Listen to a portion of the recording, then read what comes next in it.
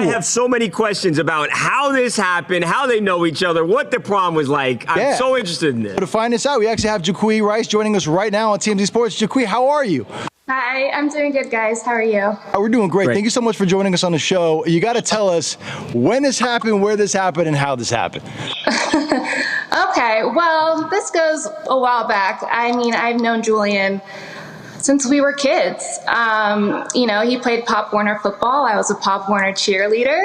And honestly, I think if you guys read his book, Relentless, he talks about that. Like, you know, we went to prom, yeah, but we also grew up together. So we go way back. So was this a thing to where he was like getting knowledge from your dad on how to become the receiver that he's become? Was this like was he a part of the football family there with the Rices? Honestly, not so much. I think he was a little intimidated by my dad growing up, so he kind of steered clear of the whole football conversation. I mean, it's understandable. But, you know, Julian, I guess he's always been very, very focused and strategic, and I think he learned what he could from my dad, but my dad wasn't always the nicest to him, but I guess that's understandable because he's my dad, you know? Yeah, wait, what year was this and what high school was this at? Well, I went to Menlo School, and I mean, this picture actually is not prom. I think it's a semi-formal. So we were a little younger, but I can't remember the year, like 2005. Wow. So yeah, how was he a date? Was he a good, respectful, nice Jewish boy? He was good. Yeah. He was respectful. You know, he was on his best behavior, especially, you know, around the family.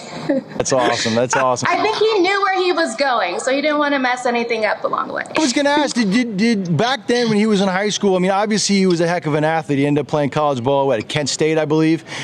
Did you see the potential that he had to grow up to be the Super Bowl MVP and the star that he is now? Definitely. I mean, one thing I'll say about Julian is, I mean, he has a strong work ethic. He was always really, really focused, you know, I mean, ever since he was a kid. So I think that it was pretty clear growing up that he was going to try his best to make it to the league. And, you know, I think at one point he wasn't sure, and then he made a decision in college that he was going to give it a try, and he was really focused from that point on, and now we're here today. Was he the big man on campus? All the ladies love him now. They talk about how he looks and stuff like that. Did he get that same type of attention when he was on the campus with you? Well, we didn't go to school together, but Julian was always like, you know, he went to the school like down like across town, like we were in the same town. But he always was like such a big personality. You know, he was always like a jokester and always just in the center of attention. So I guess it's only natural. Are you still friends now, Jaquie? Do you guys keep in touch? I still consider him a friend. Yeah, we keep in touch a little bit.